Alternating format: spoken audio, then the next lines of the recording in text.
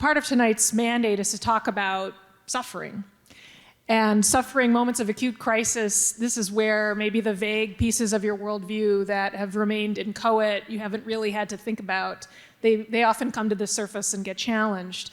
Both of you in recent years went from a place of reasonably good health to acute suffering very quickly. And I wondered if you could tell us, just sketch out what happened for those folks in the room who may not know the stories. Frank, tell us about the morning when you woke up and could no longer see properly.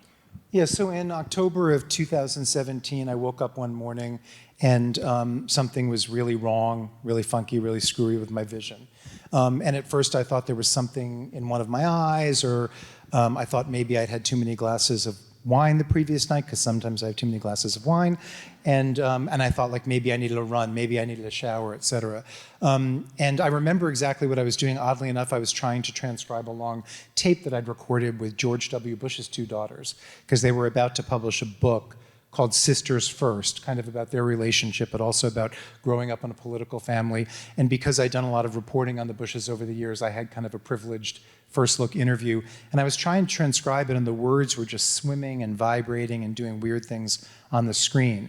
To make a long story short, over the next few days, as I saw a series of eye doctors, I learned that I had had a kind of stroke of the optic nerve, and that the optic nerve connecting my right eye to my brain had essentially died, and that I would be pretty much okay because you can live a very healthy life. You legally can drive with what is technically known as monocular vision, but it just takes a while for your brain to kind of to edit your bad eye out of the equation so that your good eye can help you see normally. But the other whammy of all of that is in that first week or first 2 weeks when I was going through tests I never knew existed, all sorts of weird machines and vision tests, I was told that the particular thing that had caused me to lose vision in my right eye, that the literature was that 20% of the time in the coming years it happens to your other eye. So it wasn't just about trying to make do with vision that was badly compromised, and still I struggle with a little bit to this day. It was also kind of learning that for the rest of your life, you would kind of have this sword hanging over you, which was a 20% chance that you would go blind. Now I'm not good at arithmetic, but it's almost 8 years later, or it's 7.5 years later, and my left eye is holding steady and it's all good. I don't think about what I went through as suffering, and I've written about this. I mean, one of the things that I realized, and I truly consider this a gift, or if I was going to use more religious language, a grace, is I realized in the course of psychologically processing it and adjusting to it, that everybody suffers. That, I mean, that is the given and the default of life. And I had a limit shown to me earlier than maybe some other people. I kind of had to contemplate diminished ability and adaptations and that sort of thing sooner in a medical sense than some people do, but later than a lot of other people do. And I didn't think of it then for very long, and I don't think of it now as suffering. I think of it as a challenge. And it's my challenge, but everybody in this room probably has a challenge of commensurate difficulty or much greater. And when I did write a book about this, because one of my great blessings was I could make sense of what I was doing, and then I could actually like have someone publish it. I could go out and talk about it. One of the proudest things I feel about that book is there's a chapter in that book called The Sandwich Board Theory of Life, in which I say that one of the things I realized is most of what we are all going through, the pain we're experiencing, the challenges we're overcoming, the obstacles that intimidate us, most of those are invisible to the people around us. And if we all, like one day a month, walked around wearing a sandwich board that literally listed the bullet points of what we're dealing with that nobody knows about, fewer of us would feel self-pity, and we would be much more empathetic and kinder to the people around us, because we would realize that when we're having a difficult time relating to someone, or when they seem to be short with us, or when they seem to be dismissive, they're going through things we have no idea of, and so we should not be so quickly dismissive and judgmental. Ross, what would your sandwich board have said over the past few years? So the mid-2010s was the period when God decided to visit his smiting power upon New York Times columnists for reasons best known only to him. So about probably a year and a half before, Frank woke up with half the vision that he had before, I decided to move with my wife and then 2 kids to an idyllic farmhouse in Connecticut.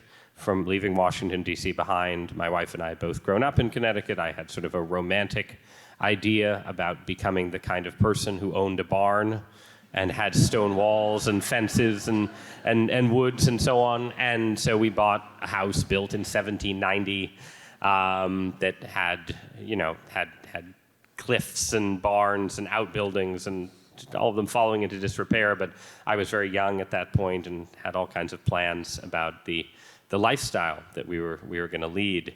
While we were still in the process of moving, I developed sort of very strange symptoms starting around my head and soon sort of radiating all around my body. Pain, sort of bizarre vibrations, tinglings, all kinds of things that over a really rapid period of time, like just a couple months, made my life completely unlivable. I was sleeping for about an hour a night. I was unable to keep food down most of the time. I lost 50 pounds in the space of about 5 weeks.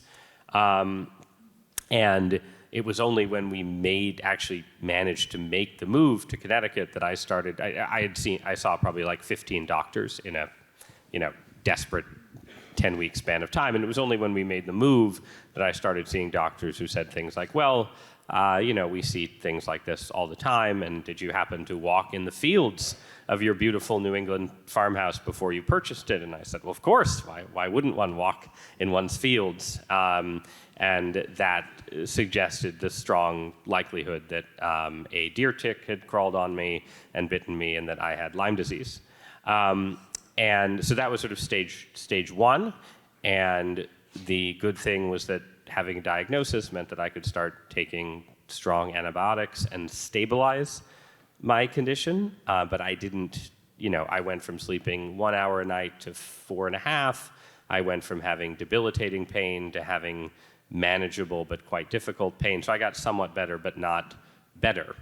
And so at that point, I went from having a mystery illness to having a condition that exists in an exciting zone of medical controversy.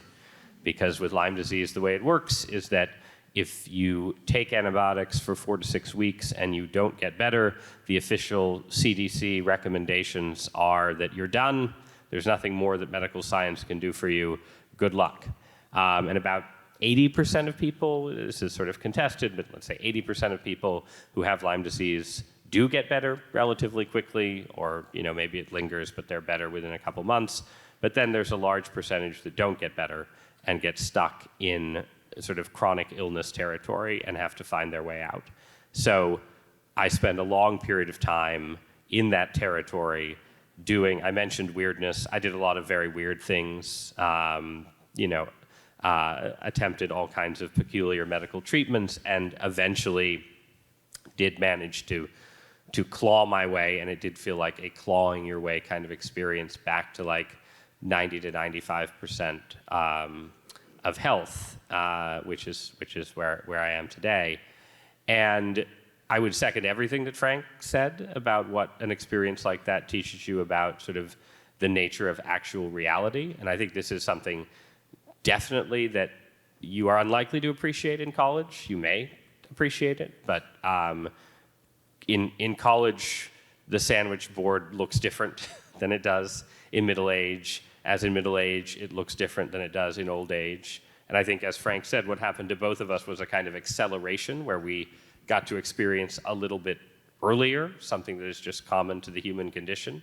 But it also was a kind of, there was a kind of opening of doors around me where I had very little psychological self-control during this period. So if you came up to me and asked me how I was going, I was liable to start crying and tell you my entire life story and be like, hey man, I'm just here to sell you a coffee. A little awkward, right? But in that sort of vulnerability, you also would open up other people's stories, right? So, you you very quickly, like you would have conversations, in a green room waiting to do a CNN hit with someone who had thought they had cancer, and then it turned out to be Lyme disease, right? And, there was a lot of specific Northeastern Lyme disease experiences, but then there's obviously just sort of the general, fraternity and sorority of suffering that many people are in without anyone around them really knowing it or having a way to acknowledge it. And you only learn that about them because you yourself have opened up to them. Yeah, and then the reshaping thing that about something like chronic Lyme disease in particular is it does sort of double down on that primary sensibility that I gained in childhood. That once you have had the medical system fail you in a profound way, but also once you have found help and assistance in places that you would have scorned as, fringe quackery before the experience happened, it can't help but change the way that you look at reality itself. And then you also have to spend a certain amount of time preventing yourself from taking that experience too far. And this is, I think, relevant to a lot of arguments that we have in our culture right now, not just about medicine, but about sort of, politics and reality itself. There are a lot of people who have an experience like I did that causes them to question a particular aspect of received wisdom or establishment thinking, who then find themselves pulled all the way to a world where everything that the establishment says must be wrong. And, everything that's said on the fringe must be correct. And you end up with a landscape polarized between people who haven't had a bad experience with sort of conventional wisdom and so can't imagine why anyone would question it, and people who've had a bad experience and can't imagine why anyone would believe in conventional wisdom ever again. And I think a big challenge in our society is to find a point of balance between those two places where you can acknowledge the fallibility of expertise, the failure of establishments, without going all the way to a life lived in total skepticism or total paranoia. But it's definitely a really hard balance to achieve in a way that I appreciate more now that I've been pulled in the direction of paranoia than I would have 20 years ago. If it's not clear, both of these guys have written really great memoirs about their experiences, The Beauty of Dusk and The Deep Places. And one theme in both your books is this theme of overcoming the loneliness that can come with these acute challenges and the way you turn your situation into a mode of connecting with other people. I wondered though, here you are, you're writers, you're writing about this experience. Did you ever have a sense as you were processing what you were going through and writing about it that you were trying to talk yourself into something? That, as humans, we're storytelling creatures. We want things to be meaningful. We want to think that what we're going through has some significance, whatever our metaphysics, and that maybe you were writing your book to talk yourself into that? Yes. No, but I mean, we do that. Sure, I think about that to this day. I think how much of what I just said from this stage do I genuinely 100% believe, and how much of it is the narrative I'm telling myself because it's what gets me through the day. And we're here talking about religion. It's a question I have about religion. How much of religion is what we want to believe, what we will ourselves to believe, because the alternative is the universe making no sense, having no order. The alternative doesn't have much succor or mercy in it, right? I do worry, I do wonder about that. It's an unanswerable question. I spent much more energy just feeling extraordinarily grateful and lucky to have spent a lifetime doing something that enabled me to give language and words to what I was going through. I thought it was an incredible privilege to have someone say, yes, I will put that between the covers of a book, to then have people review that book, to then be able to go out on stages like this one and talk about that book. And to me, the transformative experience of it was I thought, okay, it now takes me, and to this day it takes me longer, to read than it used to. I have to do more and more reading through my ears. I used to be the cleanest writer you can imagine. And part of the residual effect of what happened to my vision is I have a sort of analog of dyslexia, and I will notice mistakes I never made before. I can't turn things in as quickly. I have to go back over them. But like, there's a really clear choice here, which is I can focus on that and feel sorry for myself for something that's really pretty damn incidental. Or I can like be a grown-up and say, wait a second, the fact that someone's inbox is still waiting for this piece of writing, even if it's taking me longer. The fact that that I have the privilege of being published in the New York Times and hundreds of thousands of people will read it. Like, to not focus on that and to focus on the greater difficulty and comment I'm on going it through too is ridiculous. Well, I never read my comments. We actually, I don't know if Ross knows this, and we're not going to go here, but we actually had a colleague on the opinion desk who so loved marinating in his own comments that he volunteered to moderate them. I take the opposite tack. I don't think I've ever read a comment on anything. I don't know. I have the wisdom of knowing how thin-skinned I am. Yeah, so. I don't read the comments. What happens to me is that other people read them, and I have a lobster fisherman uncle up in Maine who's not necessarily, if you met him, the person you would imagine reading all of the comments on the New York Times column. But I was on a boat with him one summer, and he was like, "Oh, Ross, they really give you hell in those comments there, don't they? Don't they?" I'm like, "What are you doing, Uncle Stephen? Don't read the comments." But yeah. Frank, what you're saying about is religion just a story that we tell ourselves because the alternative of cold oblivion is too much to take? I mean, that really resonates with me, and I was terrified when I was investigating Christianity. Like, the thing I was most afraid of was converting out of cowardice, because I couldn't face the alternative. And Ross, you say in your memoir about Lyme disease is not nearly as focused on religion as, of course, your most recent book is, but you do say in that memoir that you're very upfront about the fact that, at least in your case, in the case of many, although not all people, this difficult time drove you toward a firmer belief rather than away because the alternative was so awful. Yeah, I mean, I think so. My most recent book is essentially an argument for being religious and taking ideas about God seriously, and so on. And but I would not describe my experience with suffering as the kind of argument for religious belief that would be well designed to convince the non-believer, precisely because it falls into the category that Frank describes, right? Where, I honestly don't know how I would have gotten through the experience without some kind of belief, not even just sort of belief, not even a particular set of theological beliefs, but just to put it in the terms that you guys are using, a belief that I was inside a story and that the story had purpose and meaning and was going somewhere. And if I could get through it, it would be worth something, right? That it had some kind of payoff, that I was being asked, something was being asked of me that I could potentially live up to. And that I needed to live up to. That was incredibly important to me throughout the experience.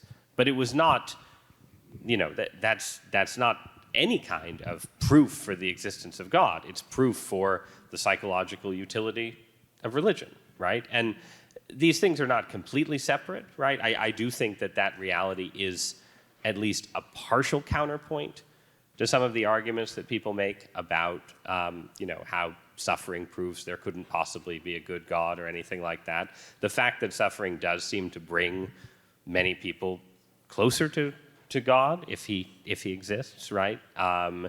And the reality that people who are sometimes in the deepest suffering are sometimes the least likely to say, this suffering shows that the universe is meaningless and pointless. They're not sort of logical proof answers, but they are sort of responsive to some of the questions around the problem of evil. But no, at a fundamental level, I could easily imagine a reasonable atheist looking at me literally lying on the floor of an empty Catholic church in suburban Connecticut with pain shooting down my shoulders, asking God for help as just, a classic sort of Yeah, people need a psychological crutch, right, to get through the hard times. I think that is not at all an unreasonable response to looking at the role that religion can play in those kind of situations. And I think,